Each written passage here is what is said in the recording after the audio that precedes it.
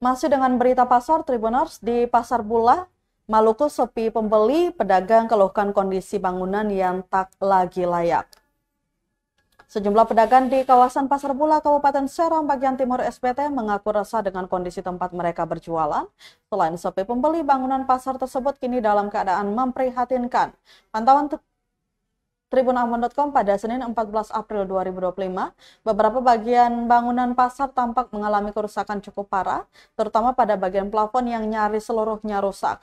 Kerusakan juga terlihat pada bagian atap sehingga menyulitkan aktivitas berdagang, terutama saat musim hujan tiba. Rusdi, 35 tahun, salah seorang warga, menyebutkan bahwa kerusakan itu sudah berlangsung lama dan tidak mendapat perhatian dari pemerintah daerah.